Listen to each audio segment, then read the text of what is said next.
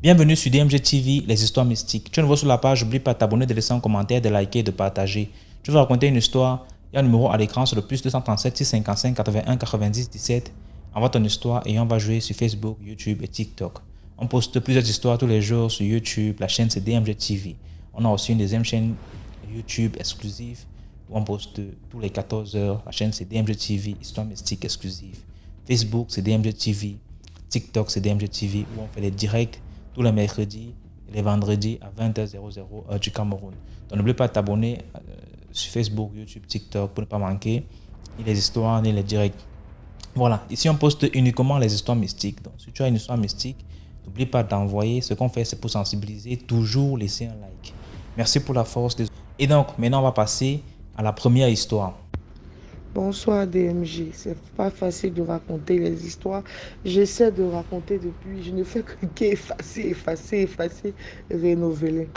Bon, je veux dire merci à la communauté DMG, merci de partager et de liker. Vraiment, l'émission vraiment a été inspirée de Dieu parce que ton émission nous fait du bien.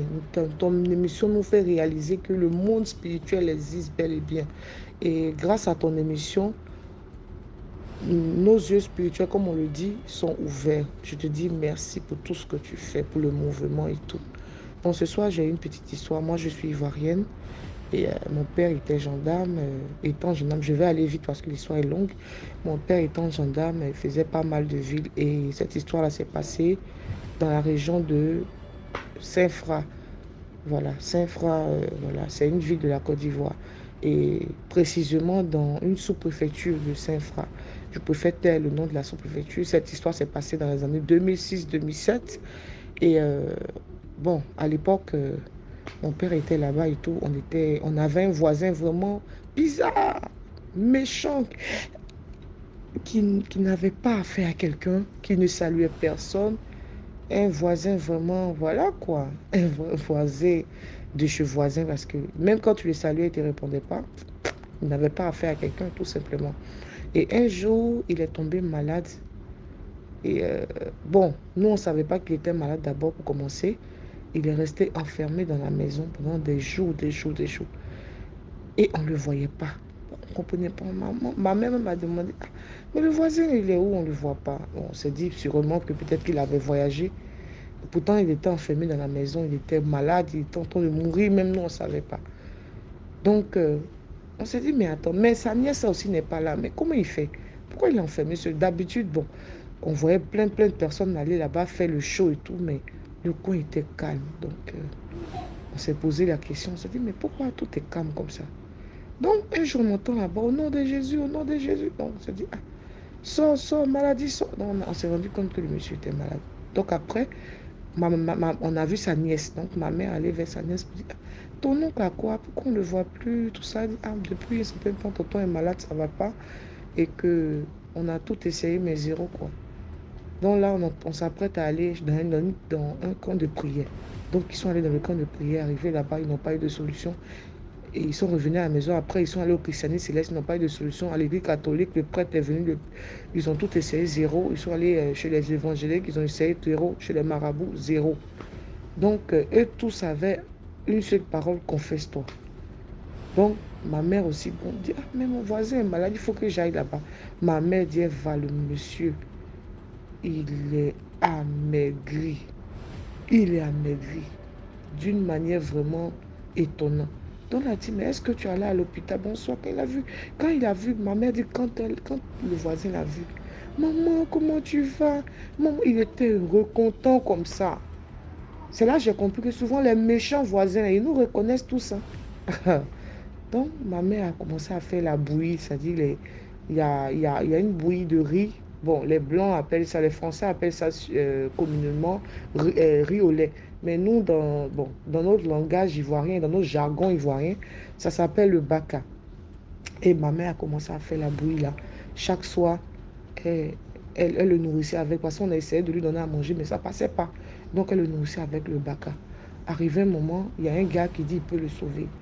Il est allé là-bas avec lui. Il s'est déplacé, il est allé voir ce monsieur-là. Il a fait pratiquement 2 mois à son retour. Là, le monsieur a commencé à se décomposer. Je dis l'odeur, oh, les soirs on ne pouvait pas. L'odeur, ça sentait.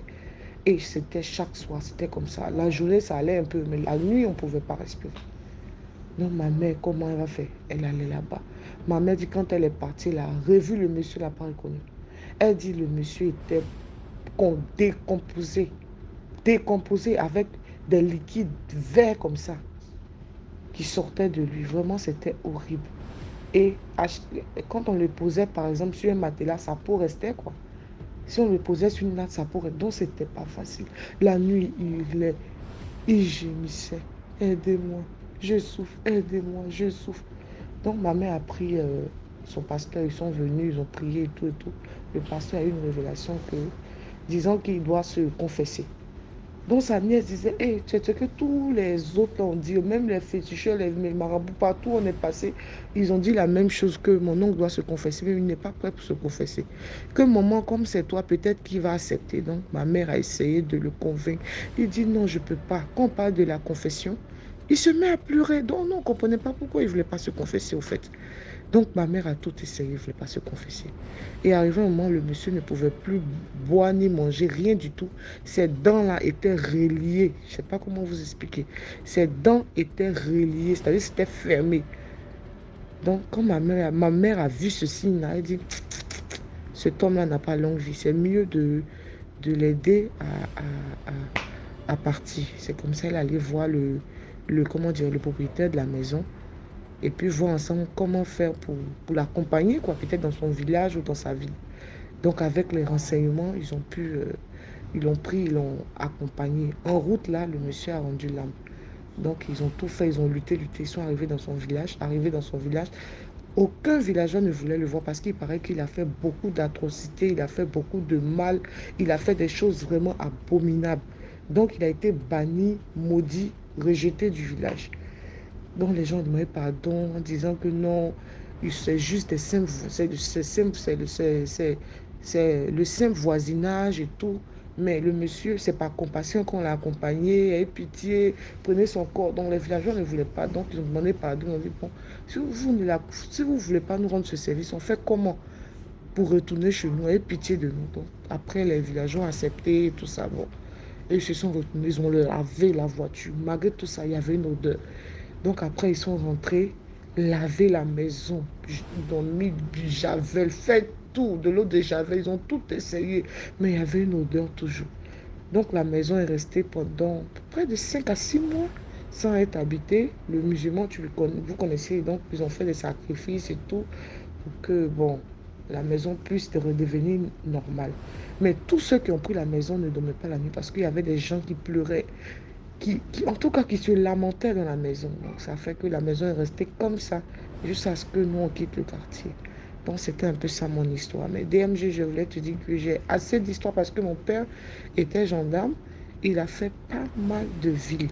Et j'ai plein d'histoires. Vraiment, si tu veux vraiment entendre des histoires mystiques, tu entendras quoi. Mais seulement que je veux que tu partages souvent mes histoires parce que depuis je t'écoute, je te raconte des histoires, mais j'ai jamais entendu, voilà, des histoires. Mais cette fois-ci, s'il te plaît,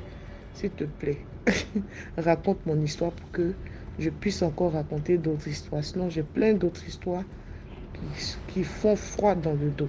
Donc, on fait ça et puis bonne soirée à vous et au revoir. Bye. Merci beaucoup pour l'histoire. Maintenant, on va passer à la deuxième histoire. Allô, salut à toute la communauté DMG, bonjour à tous les auditeurs, bonjour à toi DMG.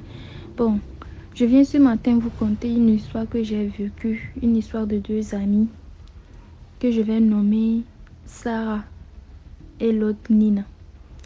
Sarah et Nina étaient deux amies très proches depuis toutes petites. Elles ont grandi ensemble, il n'y a pas de secret entre elles. En grandissant, Nina a commencé par avoir des relations comme toute fille. Mais ce qui déplaisait à Sarah, parce que pour elle, elles étaient faites pour être ensemble au fait. Mais Nina ne le savait pas. À chaque fois que Nina a une relation, Sarah fait tout pour gâcher la relation. À chaque fois que Nina a une relation, Sarah fait tout pour gâcher la relation. Jusqu'à ce que Nina vienne voir un gars qui l'enceinte. Ce qui a énervé Sarah. Elle accouche. Tout se passe bien. Maintenant, connaissant une maman, elle consacre tout son temps et son énergie pour son enfant. Ce que Nina et Sarah trouvaient pas possible parce qu'elle s'appelait ma soeur d'une autre mère, ma jumelle. Elle partageait tout au fait. Qu'est-ce qu'elle va faire? Elle se lève, elle part voir, comment l'appelle-t-on? Un marabout jusqu'au Bénin. Je vous conte l'histoire. L'histoire se passe au Togo. Elle se lève, elle part voir un marabout jusqu'au Bénin. Pour faire quoi? Pour séparer Nina du père de son enfant. Et elle ne s'est pas arrêtée là. Premièrement, c'était pour les séparer. Bon, elle a fait ça comme le destin s'était croisé pour les deux. Ça, ils ont repris parce qu'ils avaient un enfant ensemble. Elle est retournée cette fois-ci, c'est pour tuer le gars. Parce qu'elle disait pour elle que le gars est venu gâter ce qu'elle partageait ensemble au fait. Elles étaient complices matin, midi, soir, elles étaient ensemble, même au boulot. Elles faisaient tout ensemble. On dirait des jumelles, mais elles n'étaient pas des jumelles. C'était juste des amis qui ont grandi ensemble au fait. Elle ne s'est pas arrêtée là. Elle tue le gars. Mais il y a l'enfant qui est là. Elle ne peut pas... L'amour que ça rapporte pour son enfant. Excusez-moi, l'amour que Nina porte pour son enfant, c'est plus grand que... Je sais pas quoi. Son amour pour son ami. Sarah, elle trouve ça encore, c'est pas bien. Elle repart au Bénin là-bas. Elle fait des trucs, des rituels. L'enfant devient paralysé. L'enfant fait 3 ans assis. Il ne fait pas 4 pattes. Il est assis seulement. Il parle, mais il est assis seulement. Mais l'amour d'une mère pour son enfant, genre, les relations qu'elles avaient là, ça s'est diminué quoi. Ce n'était plus comme avant. Il se lève. Un enfant qui ne marche pas, qui ne fait pas, il n'a que sa maman. Donc, elle est proche de son enfant. Elle est repartie. Cette fois-ci, c'est pour tuer l'enfant. Et comme l'enfant est mort, il faut venir voir Nina. Elle est en dépression. Elle parle seule, tout ça là. Elle a profité de ça pour retourner au Bénin là-bas. Pour la faire devenir folle quoi. Elle dit que non, si elle ne peut pas être avec elle ne peut pas être avec quelqu'un. C'est en cherchant la guérir que c'est sorti. On l'a amené chez un tradit praticien au Bénin là-bas. C'est là on l'a dit que c'est son ami qui l'a fait ça. On l'a appelé en esprit. On l'a demandé, elle dit oui. Elle pensait que quoi, elle a signé un pacte avec elle. Elle disait que seule la mort pouvait les séparer. Maintenant, elle se lève un matin que non, elle a un gars. Un matin, elle se lève encore qu'elle est enceinte. C'est pour la dire quoi? Que c'est fini, elle a menti. Que le pacte qu'elle a signé avec elle, elles se sont dit, c'est jusqu'à la mort. Donc, il n'y a personne qui va... Donc, elle trouve que si elle ne peut pas la voir, personne ne peut la voir. Vous voyez à quel point l'être humain est cruel. L'être humain est mauvais jusqu'à quel point. L'enfant d'autrui, juste des amis. Vous n'êtes pas parenté. Juste des amis. Et là où je parle, là, on a essayé de traiter la pauvre. Ça ne va pas. De temps en temps, vous la voyez, ça va mieux. De temps en temps, ça recommence. Elle dit non, que la folie qu'elle a fait, que le rituel, elle a mis ça dans l'anus d'un cadavre de la famille de Nina. L'anus d'un cadavre de la famille de la victime. Donc, on a déjà enterré. C'est qui la personne? Elle dit qu'elle ne peut pas dire le nom. Donc, ce qui veut dire qu'elle ne peut pas être guérie totalement. Soit, genre, ça serait temporaire, quoi. Tantôt ça va, tantôt ça va pas. Donc, c'était l'histoire que je tenais à raconter aujourd'hui. Chacun va tirer sa morale. Sinon, au fait, l'histoire s'est passée dans ma famille, mais ça m'a traumatisée. Sincèrement, l'être humain est très, très, très mauvais. Donc, faisons très attention à ce qui sort de nos bouches, sincèrement. Merci beaucoup pour l'histoire. Maintenant, on va passer à la troisième histoire. Allô, salut DMG TV. Désolé si je vous fais cette note vocale à cette heure-là, mais franchement, j'avais besoin de parler à quelqu'un. Voilà. Au fait, je suis un jeune africain. Je vis en Afrique ici, en Afrique de l'Ouest. Mais franchement, j'ai traversé une période vraiment bizarre. Au fur et à mesure que les années passent, je commence à découvrir le vrai visage des personnes même avec lesquelles j'ai grandi. Les personnes même que j'appelais frères, sœurs, mais qui ont des attitudes vraiment bizarres envers moi. Et quand j'en parle, on me dit que non, je suis le plus petit, je dois subir, je dois, comme si tu étais en prison et puis on ne veut pas te laisser être libre, on ne veut pas ta liberté, on veut toujours t'embrouiller au fait. Au fait, je vous explique, je traverse une période où aujourd'hui je vous parle là, je ne m'entends plus avec quelqu'un dans ma famille. Parce que tout simplement, j'ai décidé de ne plus me faire manipuler, de ne plus... En tout cas, c'est-à-dire quoi, tu me respectes, je te respecte, tu me considères, je te considère. Depuis que j'ai commencé à fonctionner comme ça, personne ne veut me sentir. Et figurez-vous qu'aujourd'hui, mes propres parents ont monté tout le voisinage contre moi pour me faire passer pour l'enfant qui n'est pas bon. Ça, c'est bien. De deux, tous mes projets que je mets en place qui me permettent d'avoir de l'argent. On a un frère qui est à travers à la police. Je vous jure que ce dernier-là, il espionne mon téléphone. C'est-à-dire, je peux causer avec quelqu'un tout à l'heure, là, la personne va venir. On va parler d'une affaire, parce que moi, j'ai fait un peu de tout. Voilà. Je fais les installations des caméras vidéosurveillance. Je vends les terrains en tant qu'intermédiaire, c'est-à-dire si j'ai trouvé quelqu'un qui est propriétaire de terrain, qui cherche à vendre son terrain, moi je l'aide à vendre son terrain et puis je gagne un pourcentage. En tout cas, c'est un peu ça mes activités. Voilà. Donc c'est-à-dire quoi? Aujourd'hui, je vous parle là. J'ai commencé à faire certaines activités. Parce qu'il y a des choses qui se passent dans ma vie, moi, je ne comprends pas. Sans vous mentir. Il réfléchit, il trouve pas question à cela. J'ai commencé à faire les astuces sur Facebook, les astuces en disant, quand tu trouves que ta vie est un peu bizarre, prends telle chose, vous faites, prends telle chose.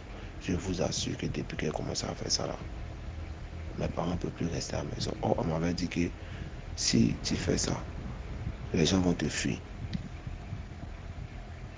Les gens vont toujours faire tout. En tout cas, ils vont toujours faire quelque chose et puis vous allez vous séparer. Oh Dieu vous parle là-bas. Je suis seul. Tout le monde m'a fui.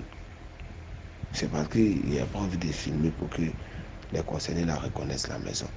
Sinon, je vous dis que je suis seul. Mais je suis seul là.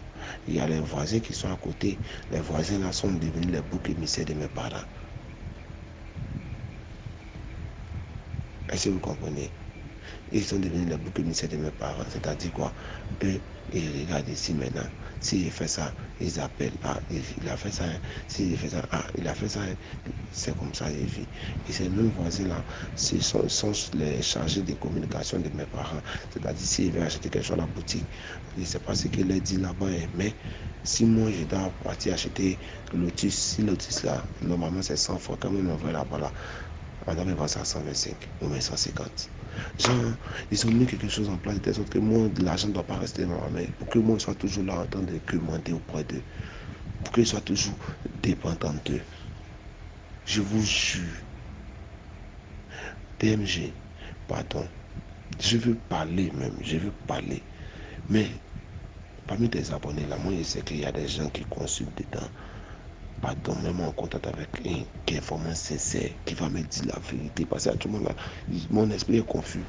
Je me souviens qu'il fut un moment, ils m'ont dit qu'il va arriver une période où tu seras proche de ta destinée là.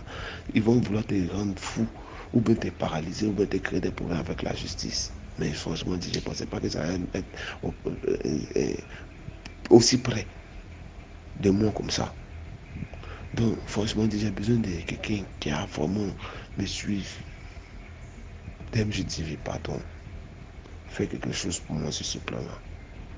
au fur et à mesure qu'il y aura des avancées là, moi je vais te faire le retour de telle sorte que tu puisses édifier aussi tes abonnés. C'est pas facile, hein, franchement dit. Je vous dis que ma propre famille, même mes histoires d'installation de caméras audit là, ils commandent des appareils, hein, l'argent là n'est pas encore arrivé. L'argent, les articles là sont pas encore arrivés, mais yeah, ma propre maman me met la pression que non, toi là, l'argent là, si tu n'as pas bouffé, je vous jure qu'il y a tellement m'a mis la pression que je peux devenir fou. Les articles sont pas encore arrivés. Moi, je suis bâtiment endetté pour aller acheter articles concernant mon domaine d'activité là pour vendre. C'est-à-dire que j'ai fait quoi? Il m'a pris un crédit, il m'a vendu. Genre pour me voir quoi, sur le terrain, le temps que moi-même mes propres articles viennent. Parce que comme eux sont là, ils se réveillent le matin, ils me trouvent ici, là, ça les énerve. Donc forcément, on doit parler. Je vous jure que je me suis endetté jusqu'à mes articles me sont arrivés là. Mes articles me sont rentrés dans l'affaire des dettes là. Parce que quoi? Je voulais juste faire plaisir à ma maman. Ou bien, je ne sais pas. Moi-même, je m'assois aujourd'hui, je m'assois et je réfléchis. Il y a trop de choses, trop d'actes qui sont posés qui m'ont nuit, qui m'ont mis en retard, qui ont occasionné des choses bizarres dans ma vie. Franchement dit, j'ai besoin de votre soutien. J'ai besoin que vous veniez à mon aide. Sérieux, ça va pas. Sérieux, DMG. Attendez, mettez-moi en contact avec quelqu'un qui ce soit, en tout cas, quelqu'un qui a mes choses, qui va vraiment me... En tout cas, quelqu'un qui est sincère, qui voit dans le spirituel, qui va me dire vraiment mon état spirituel et comment me débarrasser des griffes de cette prison familiale-là. C'est ça mon souci actuellement. Merci. Merci beaucoup pour l'histoire. Maintenant, on va passer à la 4e histoire. Bonsoir DMG. Je veux raconter encore une histoire. Comme j'avais dit l'autre fois que moi je ne parle pas trop bien le français, je suis en train d'essayer. Bien, et je parle plus l'anglais et le portugais, mais bon, s'il y a les mots qui me manquent, comprenez-moi quand même.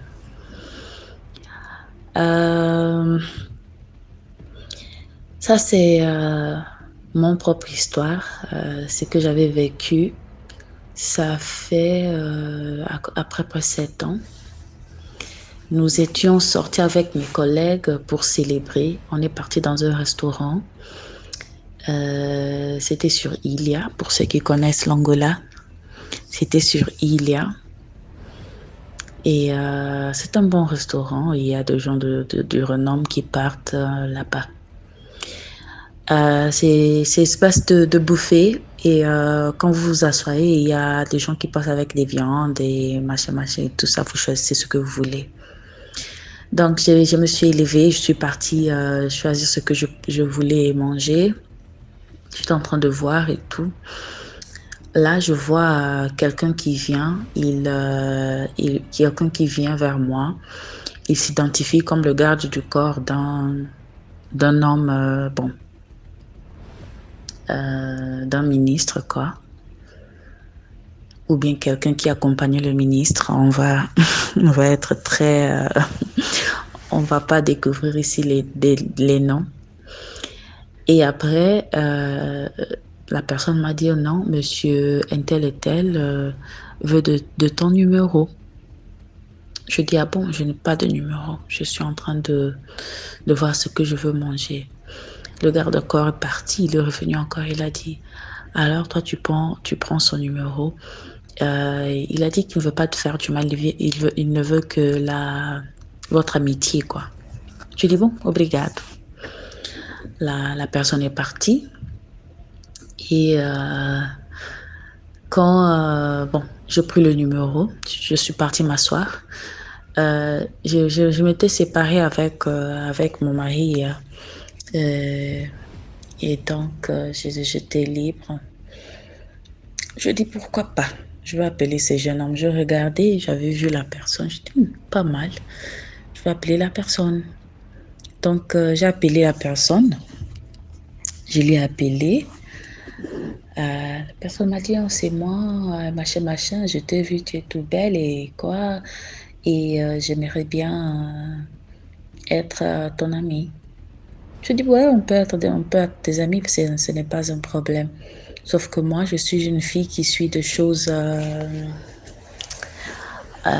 old-fashioned, quoi. S'il cherche quelque chose d'autre, ça ne va pas marcher. Il a dit non, t'inquiète, j'avais aussi compris quand j'ai vu dans la manière que tu te behave que tu es une dame, quoi. J'ai dit bon, ça va.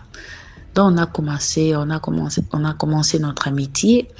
On parlait souvent et tout ça. Il voulait toujours me voir, mais je n'avais pas beaucoup de temps à cause du travail. Et puis, j'aime mes 2 enfants, donc on n'avait pas trop de temps. Je n'avais pas vraiment de temps pour lui.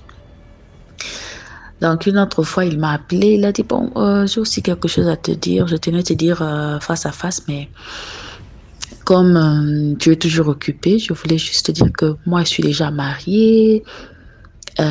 Et que j'ai 4 enfants, mais ce n'est pas un problème. Je peux te faire la dot, prendre soin de toi et prendre soin de tes enfants. Je dis, monsieur, c'est comme ça. Moi, je n'ai pas laissé mon mari qui me trahissait pour être deuxième de quelqu'un. Tu me comprends? Donc, ça ne va pas marcher. Donc, ce qu'on va avoir ici, c'est une amitié, complètement amitié. Ça ne va pas evolve en quelque chose d'autre. Là, il a dit non, c'est pas ça. Donc, mais il m'appelait tout le jour pour essayer de me draguer, de me convaincre de sortir avec lui. Et j'ai incité que ça ne l'ait pas marché, que je ne croyais pas à tout ça. Donc, il m'a invité la première fois. On est parti au resto, on a mangé. Je lui ai expliqué ma position. Je lui ai dit pourquoi ça n'allait pas marcher. Il m'a invité encore une deuxième fois. On est parti au resto. Sauf que cette fois-ci, quand je suis partie au resto, il avait un parfum sur lui qui m'a énervée. Qui m'a vraiment énervée. Je me suis énervée. Je ne comprenais pas pourquoi cet homme me sent comme ça. Le parfum a bouleversé mon esprit. Ça m'énervait. C'est comme si le Gloria, c'était mon esprit qui était fâché, vraiment fâché. Mais je n'oubliais pas mon truc cette odeur, son odeur me dérangeait. Tu sais, parfois, vous savez, parfois, on essaie d'être trop poli, on essaie d'être trop civilisé. Ce n'est pas trop bien. Ce n'est pas trop bien aussi. Parfois, il y a des moments où tu es en train d'être attaqué, mais tu penses que non, tu dois te comporter comme ça parce que la société demande que tu dois être comme ça. Bon, malgré l'odeur qui m'énervait, me mettait en colère, qui me dérangeait, qui dérangeait mon esprit, je me suis quand même assise avec lui. On a demandé à manger. Pendant qu'on était en train d'attendre la nourriture. Il y avait des gardes de corps qui étaient éparpillés tout autour de nous et tout ça. Lui, il commence à parler avec moi. Soudain, je ne sais pas qu'est-ce qui s'est passé. Je me suis sentie comme si j'étais en train de marcher. Je partais quelque part et les murs de là où je partais étaient complètement blancs. Tout était blanc et je marchais. Et pendant que je marchais, mais j'étais assis dans le restaurant, c'est ça. J'étais assis dans le restaurant, mais je voyais que je marchais. Et je ne sais pas si c'était les murs ou bien c'était... je partais quelque part, tout était absolument blanc. Et je marchais et je suivais mon chemin, je partais. Alors, après quelques minutes, je ne sais pas si c'était des minutes, dans le monde là où j'étais, c'était comme si c'était des heures même que j'étais en train de marcher. Après, j'ai écouté Je me suis écoutée en train de dire oui à ces messieurs. Donc, j'ai entendu ma bouche faire sortir des paroles oui à ces messieurs. Je dis oui, je veux sortir avec toi. Ah! Moi, mon esprit s'est fâché. Je dis, moi, je ne veux jamais accepter ces messieurs. Donc, dans le monde là, je me suis mise à courir. J'étais en train de courir pour revenir, pour dire que non, je ne t'accepte pas, je ne veux pas sortir avec toi. Donc, quand je suis revenue, c'était comme si je suis sortie de quelque part. Donc, quand je sors, et c'est comme si j'aurais pris mes yeux, je le regarde, mais je trouve que ma main était dans ses mains déjà. Et il est en train de dire, ah, é isso que nós queremos. Ah, c'est comme ça, bon, ah, c'est ce que nous voulons. Il tenait ma main comme ça. Donc, je fais sortir ma main très vite de ses mains. Je dis, mais non, moi, je ne veux pas sortir avec toi. Je t'avais déjà expliqué que je n'allais pas sortir avec toi. La face de monsieur était tellement étonnée. Il était étonné. Il a dit, mais comment? Il a dit, mais comment? Mais comment? Je dis, mais assez, mais il a dit, je dis, mais c'est comme ça, je ne veux pas sortir avec toi. Je t'avais dit que moi, je ne veux pas sortir avec toi. Tu es marié et je ne suis pas intéressée. Si je voulais être dans ce genre de relation, j'allais rester avec mon époux. Bon, moi, avec toi, il n'y a rien. Donc, je suis sortie de là. Je n'ai même pas encore attendu que la nourriture vienne. Il y avait mon esprit qui me disait, mais non, tu dois sortir de là tout de suite. Tu dois sortir de là tout de suite.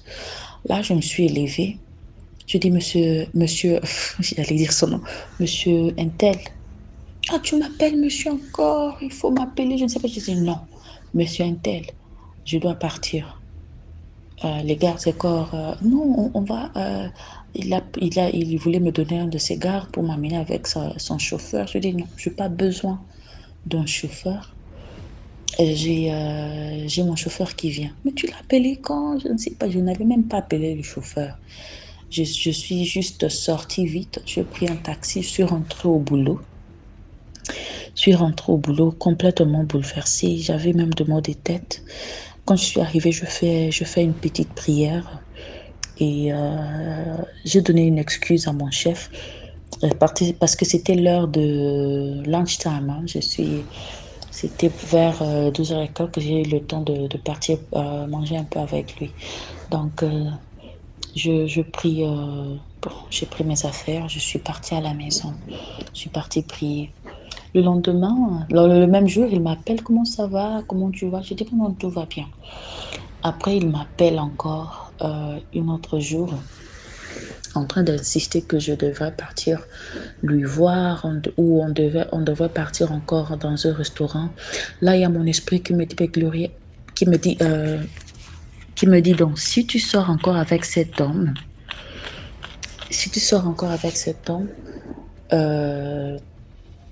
tu ne vas pas survivre à ce qu'il va faire parce qu'il va augmenter la dose de ce qu'il avait fait. Bon, c'est passé. Il m'a appelé encore un autre jour. Il dit, ah, tout ça, c'est de la faute de ton père. Je dis, comment ça, c'est de la faute de ton père? Lui, qui se dit serviteur de Dieu et tout ça, il t'a mis trop de choses dans la tête. Tu es comme un mur qu'on ne peut pas bouger, je ne sais pas quoi. Oh, je lui ai dit, regarde, moi ça ne m'intéresse pas ce que tu penses. Est-ce que tu connais mon père? Tu l'as déjà vu. Tu n'as jamais vu mon père. Pourquoi tu parles de lui? Et qu'est-ce qu'il y a de mal quand un père éduque sa fille à avoir des valeurs et de respect pour elle-même? Je te dis, ne m'appelle plus jamais. Ne m'appelle plus jamais. Et il a accroché. Il m'a appelé encore certaines fois, je n'ai pas décroché. Je l'ignorais, je ne répondais pas à ses messages jusqu'à ce qu'il m'a oublié. Et voici. Et c'était ma petite expérience. J'ai encore beaucoup d'autres histoires que je veux bien vous raconter. Merci beaucoup pour l'histoire. Maintenant, on passe à la 5e histoire. Bonjour ou bonsoir à la communauté DMG. Avant de commencer, je vais demander à quelqu'un d'aimer, liker et de partager. Car c'est bon pour l'agrandissement de la famille. C'est bon pour l'agrandissement de la communauté DMG. Donc, aimons, likons et partageons, s'il vous plaît. Aimons, likons et partageons. DMG, bravo. Je ne cesserai de te dire bravo pour ce concept. Grâce à toi, les voiles tombent. Grâce à toi, l'ignorance, je dis bien l'ignorance, est mise à nu. Grâce à toi, beaucoup de vies sont sauvées aujourd'hui. Tu es en train de faire ta part. Et je te dis bravo. Je te dis bravo DMG. Bravo. Et avant de commencer mon histoire, je vais commencer par exhorter quelqu'un. Arrêtons, s'il vous plaît, arrêtons. Il est temps que nous nous rendons à l'évidence. Nous sommes ici sur terre pour un but bien précis. Si tu es là, c'est parce que tu as été créé.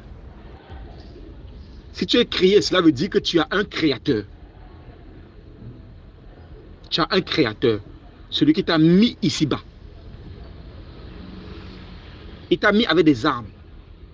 Il t'a donné une loi. Une loi à suivre.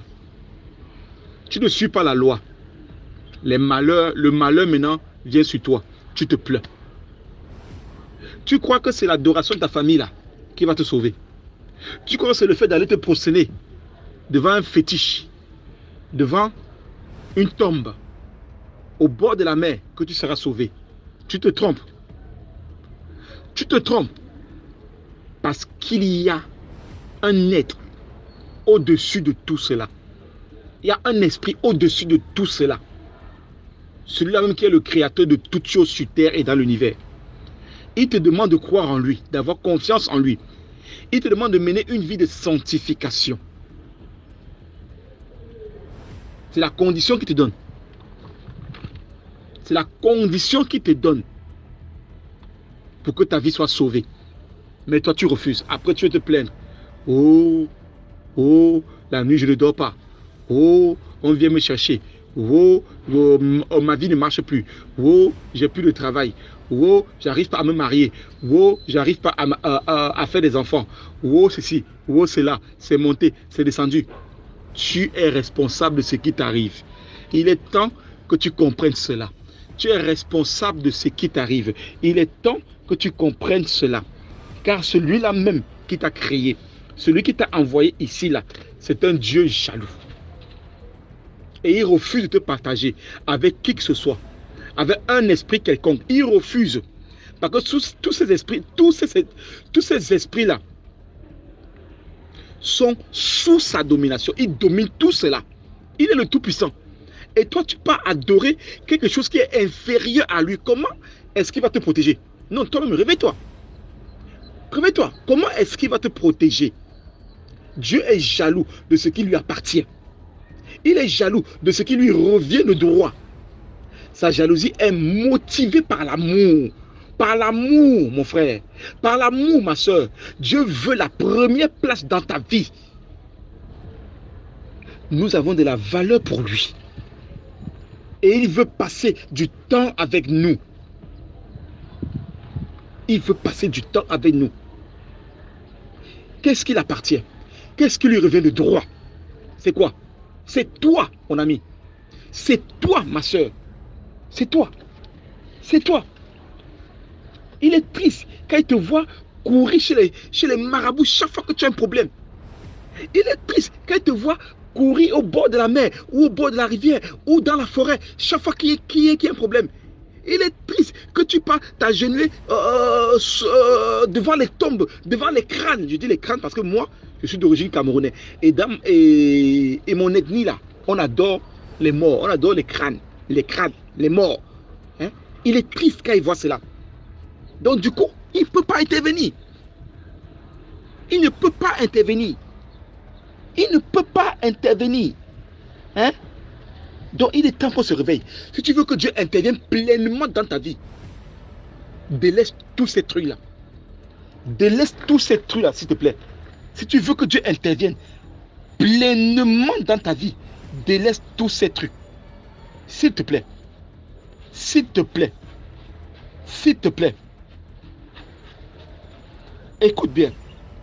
Dans Deutéronome 32, verset 16, il est dit: ils ont excité sa jalousie par des dieux étrangers. Pardonnez-moi. Ils ont excité sa jalousie par des dieux étrangers. Selon vous, ce sont lesquels dieux dont on parle là? Hein? C'est de quel Dieu dont on parle là, selon vous? Hein? Arrêtez. Arrêtez de vous plaindre. Chaque fois qu'il y a un problème, arrêtez de vous plaindre. Parce que vous êtes fautif. Vous êtes fautif, responsable de ce qui vous arrive. Si tu veux que Dieu agisse en toi, hein, si tu veux que Dieu agisse dans ta vie, hein, laisse tomber les fétiches. Laisse tomber les adorations de famille. Laisse tomber tout ça. Laisse tomber tout ça et tu vas voir s'il ne va pas agir dans ta vie. J'irai même plus loin. Dans Exode 34, verset 14, il est dit: tu ne te prosterneras point devant un autre Dieu, car l'Éternel porte le nom de jaloux. Il porte le nom de jaloux. Il est un Dieu jaloux. C'est un Dieu jaloux, bien-aimé. C'est un Dieu jaloux. Bien-aimé, je sais très bien de quoi je parle. Frères et sœurs, je sais très bien de quoi je parle. Si tu veux que les sorciers te laissent tranquille, les sorciers de ta famille là, te laissent tranquille, tes amis sorciers là, te laissent tranquille, crois en Dieu.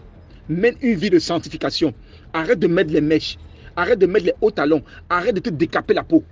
Arrête de mettre les vernis à ongles. Arrête de te maquiller. Hein? Et tu vas voir si Dieu ne va pas agir. Bien aimé, je sais de quoi je parle. Avec le temps, vous allez comprendre. Avec le temps, vous allez comprendre. Avec le temps, vous allez comprendre. Arrêtons, s'il vous plaît. Et Dieu va agir, il va vous protéger. Des sorciers, des vampires. Il va vous protéger. Des voyous. Je m'arrête là. Et je commence avec mon histoire. Que Dieu vous bénisse. Il fut un temps où je sentais tout basculer dans ma vie. Je me posais toujours les questions de savoir qui je suis. Quel est mon but sur terre. J'étais rempli des démons pas possibles. Rempli des démons pas possibles. Alors j'ai découvert une mission sur les réseaux sociaux en Côte d'Ivoire. Alors j'ai décidé de m'y rendre pour me faire délivrer. Parce que ma vie était chaotique. Une fois je suis arrivé, j'ai vu la mission. C'était un grand camp en fait. Rempli des sorciers, des satanistes. Rempli de tout ce que vous pouvez imaginer qu'il y a de mauvais dans le monde. Entassés, les gens venaient chercher la délivrance. Les sorciers, les gens qui ont tué des personnes. Quand ils témoignent, ça te donne des frissons au dos. J'ai tué 1 million, j'ai tué 300 000, j'ai tué 100 000, j'ai tué 1,5 million, j'ai tué... Hey, ça faisait froid au dos. Il faut vraiment avoir le cœur pour rester. Mais tu vois l'homme de Dieu et son équipe, ils sont là tous sereins, voilà. Ils sont là tous sereins, ils rigolent. Mais toi, tu te demandes sur quoi ils comptent. Quand tu les regardes, tu te demandes sur quoi ils comptent. Avec tous ces sorciers rassemblés en un coin. C'était mal connaître Dieu. En fait, ils comptent sur Dieu. Ils comptent sur Dieu. Alors, je me suis, avec le temps, je me suis fait des amis et je me suis entouré de tous les enfants sorciers du camp. Je dis bien tous les enfants. J'étais le tonton préféré de tous les enfants. Un jour, je me sentais mal. Ça a commencé par une petite fièvre. Après, la fièvre augmentait, ça augmentait. J'ai eu un petit problème dans la journée avec une de mes filles là. Et du coup, le mal s'est accentué. Je me sentais mal, le corps brûlait. En même temps, il faisait froid. Donc, je me sens tellement mal. Je suis allé au point où je suis allé m'écrouler sur mon matelas. Je m'écroulais et là, je me balançais comme voilà, je me tortillais. Les gens passaient, ils m'ont vu. Alors, ils ont crié à l'aide.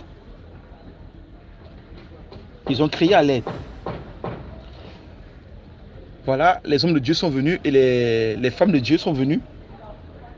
Ils sont mis à prier. En fait, je mourais. Je mourais. Ils sont mis à prier, à implorer la miséricorde de Dieu sur ma vie. Ils ont vraiment prié. Ils se sont mis à prier vraiment. J'étais là, je sentais comment je partais. Je me sentais parti en fait. Alors ils ont prié. À un moment, maintenant, ils ont décidé de m'amener à l'hôpital. Moi, j'étais là, je réclamais de l'eau, j'avais soif. J'avais froid, je réclamais une couverture. Et en même temps, j'étais KO quoi. J'étais dans les vapes. Ils m'ont porté, ils m'ont amené à l'hôpital. Derrière moi, ils ont constitué une équipe de prière. Où ils n'ont pas cessé de prier jusqu'à tard dans la nuit. C'était un samedi. Et le culte, il devait avoir le culte de dimanche. Donc, ils ont veillé dans la prière. Je suis allé à l'hôpital. On m'a mis sur supervision. Et moi-même, j'étais là-bas, je priais. Alors, il se trouve que dans leur prière, Dieu a révélé à une dame dont j'aimais bien ses enfants, qu'en fait, ce qui m'arrive, sa fille connaissait quelque chose. Elle a stoppé la prière. Elle a parlé dans le groupe. Ils ont appelé la fille maintenant. Ils ont questionné la fille. La fille au départ a voulu... C'était une petite fille, elle avait quoi, 10 ou 11 ans comme ça. Au départ, elle a voulu nier. Ils ont dit, hey, si tu nies là, on va invoquer l'Esprit de Dieu. Et il va te frapper. Bien aimé, mes frères et sœurs, là où je suis là, l'Esprit de Dieu frappe. Quand on dit qu'on va invoquer l'Esprit de Dieu là, tu vois comment les sorciers, tu ne sais pas ce qui se passe, tu ne vas seulement pleurer. Ouïou, ça chauffe, ouïou, je veux confesser. Donc, l'Esprit de Dieu frappe vraiment ici. Parfois, quand on dit qu'on va invoquer, quand un sorcier essaye de, comment dire, de faire des bêtises, on invoque le piment spirituel. Tu entends, il est dans son corps là-bas, il se met à crier. Ouh, le piment. Je vous passe, c'est inférieur là. Il crie piment, chauffe. Je veux confesser. Donc quand un sorcier entend ici qu'on va invoquer l'Esprit de Dieu, alors là, il se met une fois à tout révéler. Donc l'enfant a révélé, elle a parlé de son côté, donc elle n'a pas voulu dénoncer les autres. Parce qu'un sorcier, c'est difficile qu'un sorcier dénonce les autres. Difficile. L'enfant n'a que parlé ce qu'elle a fait elle. Elle a reconnu effectivement qu'elle a fait quelque chose. Ok, on a prié pour elle. Le matin, je reviens au camp. Le taxi me laisse. Quand j'entre au camp, je me croise avec une de mes filles que j'aimais bien, que j'appréciais bien. Je me croise avec elle.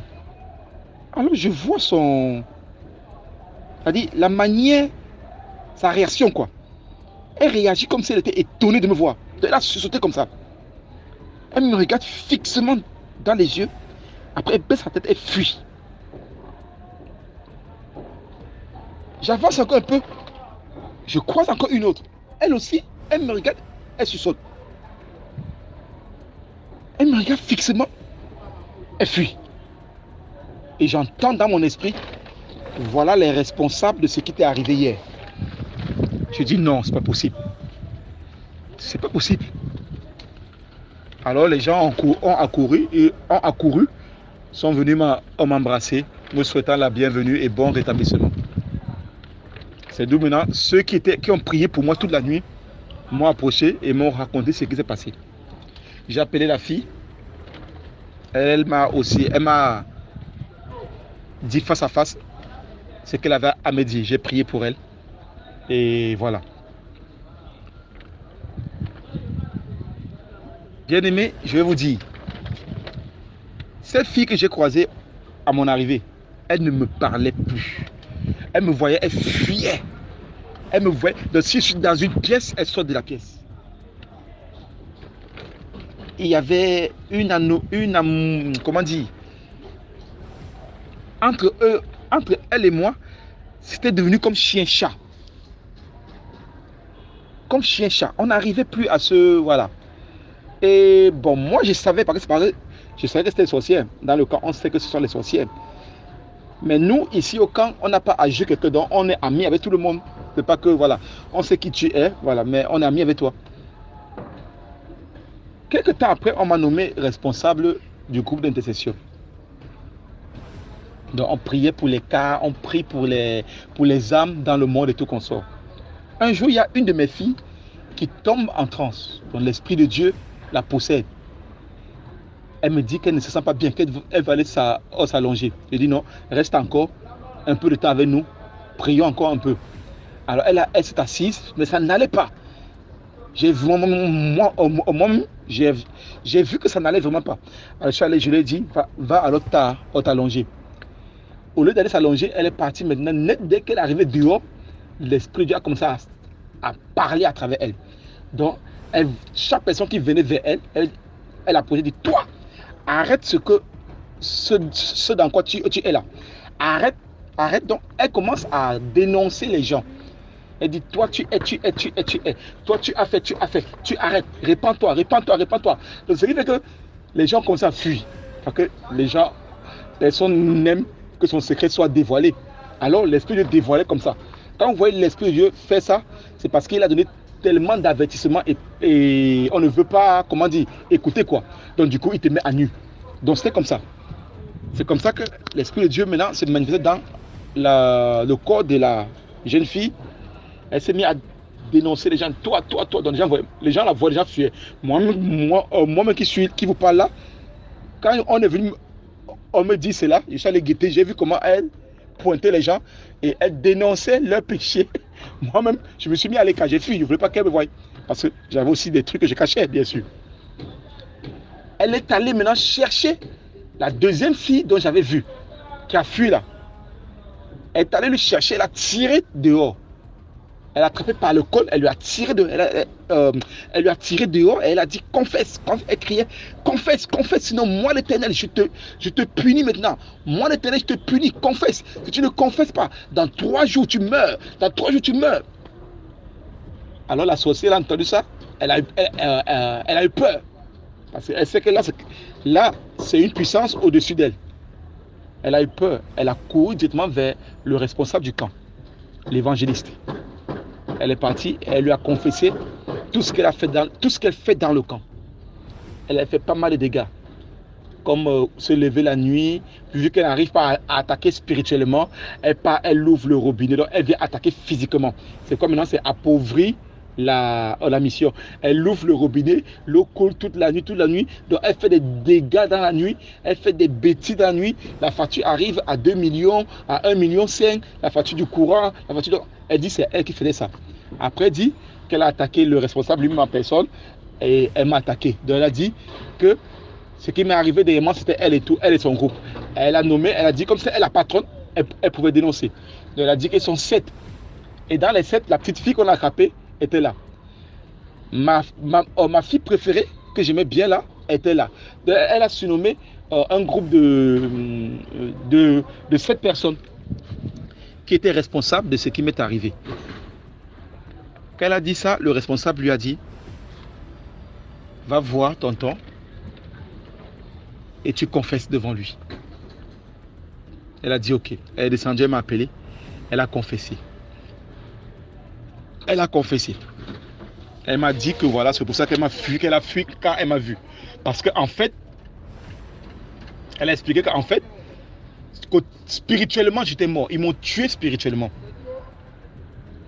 Ils m'ont tué spirituellement. Elle dit qu'elle est passée par la colère. Elle dit, souviens-toi, dans la journée, tu t'es fâché contre telle personne, non? J'ai dit oui. Et c'est là, à partir de là, que tu as commencé à te sentir mal, non? J'ai dit oui. Elle m'a dit qu'en fait, la colère était la porte. Vu qu'on n'arrivait pas à t'atteindre, ton étoile brille trop. On a essayé d'avoir ton étoile dans plusieurs fois. On n'arrivait pas. Et en plus, quand tu es quelque part, nous, on n'arrive pas à travailler. Donc, raison pour laquelle j'ai donné l'ordre qu'on t'abat. J'ai donné parce que je ne voulais plus te voir. Tu m'énervais quand je te voyais. Parce que je n'arrivais pas à avoir accès à toi. Je n'arrivais pas à avoir ça. Donc, j'ai donné l'ordre qu'on t'abat. Et on est passé par la colère. Donc, dès que tu as ouvert ce jour par la colère, moi-même, j'ai pris un barre de fer, une barre de fer, autant pour moi, et je t'ai frappé à la nuque, spirituellement. Quand tu es tombé, je me suis transformé en serpent. Moi et mes amis, nous t'avons piqué. On s'est transformé en serpent, on t'a piqué de partout. Donc tu étais mort, spirituellement, on t'a tué. Nous avons surpris. Quand on te voit revenir le matin, tu es bien portant. Après même quand tu es évacué pour l'hôpital, spirituellement, nous avons jubilé ici. On est parti dans le monde de la sorcellerie, on a dansé, on a bu du sang, on a mangé la chair humaine. On était tellement contents qu'on a vraiment festoyé ce jour-là. Parce qu'on avait tué quelqu'un qui nous énervait. C'était la fête chez nous. Donc dans la journée, quand on t'a vu, on t'est surpris. C'est la raison pour laquelle si tu remarques que nous tous là, on n'aime pas te voir. On fuit. On fuit. Et dit, ah bon. Elle m'a révélé pas mal de choses. J'ai dit, ah bon? Elle dit oui. Elle dit ok, d'accord. C'est bien comme ça qu'on fait. Je lui ai pardonné. J'ai pris sa main et on a prié fortement. On a prié. Elle m'a promis de sortir de la sorcellerie. Voilà mon histoire. Des mois bien plus tard, elle est sortie bien sûr de la sorcellerie. Voilà mon histoire. Tu n'es pas à l'abri. Si tu ne mènes pas une vie de sanctification, tu n'es pas à l'abri. Si tu mènes une vie d'impureté, tu n'es pas à l'abri. Si tu continues à vivre selon les mœurs de ce monde, si tu continues à te mettre les mèches, les greffes, les hauts talons, les pantalons pétés, les mini, tu n'es pas à l'abri. Si tu continues à te décaper, à te maquiller, réveille-toi. Mon frère, ma soeur, réveille-toi. Ici, là, où je suis, en ce moment, je suis un des responsables également du camp. Où je suis, nous dormons avec tout genre de type de personnes.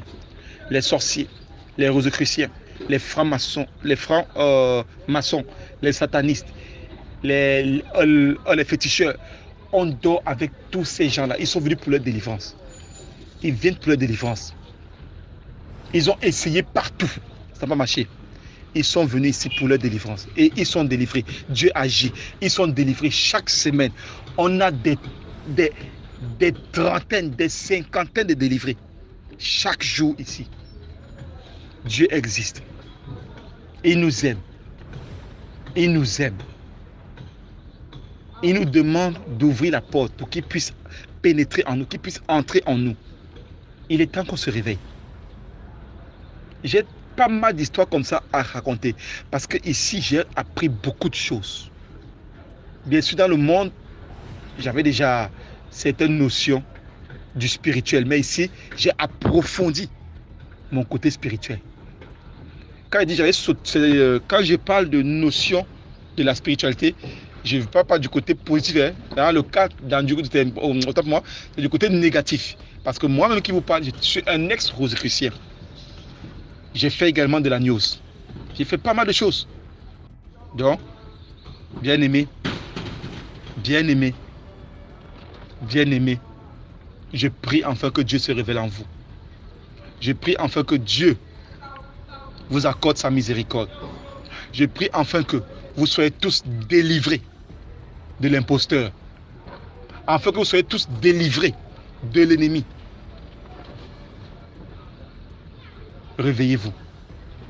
DMG, merci. Merci DMG. Merci pour tout. Merci pour cette émission qui nous permet d'apprendre.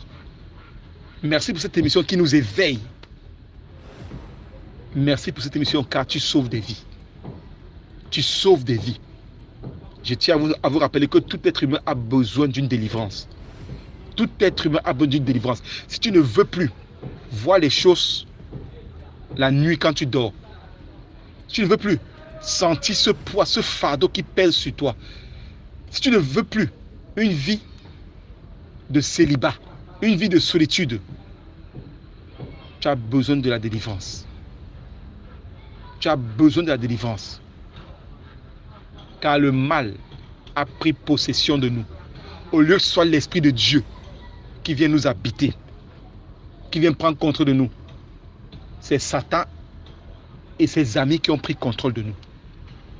Notre corps là appartient à Dieu. C'est le temple du Saint-Esprit. On dit, heureux les pauvres en esprit, car le royaume des cieux est à eux. C'est de quel pauvre en esprit dont on parle? C'est de quel pauvre en esprit? C'est ceux qui n'ont qu'un seul esprit en eux, l'esprit de Dieu. L'esprit de Dieu.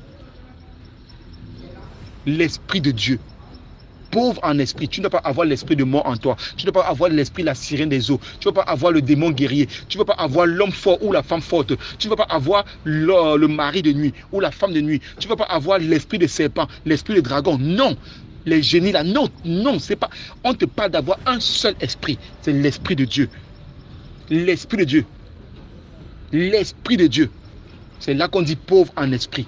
Parce que tu n'as pas tous les esprits là. Il n'y a qu'un esprit en toi. Ce n'est pas plusieurs esprits. Donc cherche ta délivrance pour que l'Esprit de Dieu seul soit en toi. Et s'il est seul en toi, ta vie ne peut que aller de prospérité en prospérité, de bonheur en bonheur, de réussite en réussite. Bien-aimés, mes frères et sœurs, je sais de quoi je parle. Je sais de quoi je parle. Et je prie pour que vous voyez les choses, que vous compreniez les choses comme moi. DMG, merci et que Dieu vous bénisse. Aimez, likez et partagez. Merci beaucoup pour l'histoire. Maintenant, on passe à la 6e histoire. Bonjour ou bonsoir à toute la grande famille DMG. Bonjour ou bonsoir à toi DMG. J'espère que vous vous portez tous bien par la grâce de Dieu. Alors, abonnez-vous, likez et partagez. Je viens ici raconter une fois de plus une histoire mystique qu'a vécu une grande sœur que je vais surnommer Alberta. Alberta était une jeune demoiselle à l'époque qui rêvait d'aller visiter la ville du Kribi.